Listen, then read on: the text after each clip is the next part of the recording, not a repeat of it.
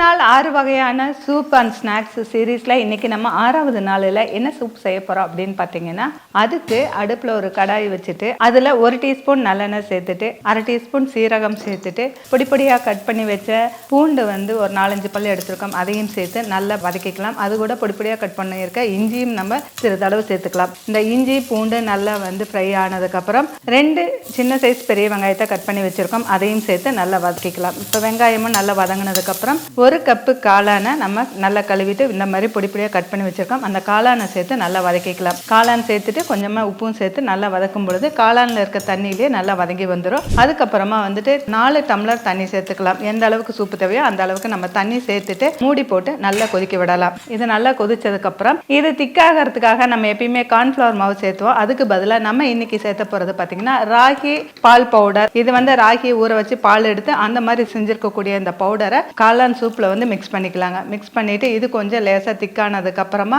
நம்ம 1/2 டீஸ்பூன் மிளகுத்தூள் சேர்த்துட்டு 1 கைப்பிடி கொத்தமல்லியிலேயே நம்ம கட் பண்ணி பொடியாக வச்சுருக்கோம், அதையும் சேர்த்துட்டு நம்ம நல்லா கொதிச்சதுக்கப்புறம் எடுத்துக்கலாம். இந்த காளான் சூப்பு கூட வந்து மரவள்ளி கிழங்கு வடை செஞ்சுருக்காங்க. நீங்களும் ட்ரை பண்ணி பார்த்துட்டு கீழே கமெண்ட் செக்ஷனில் கமெண்ட் பண்ணுங்கள்.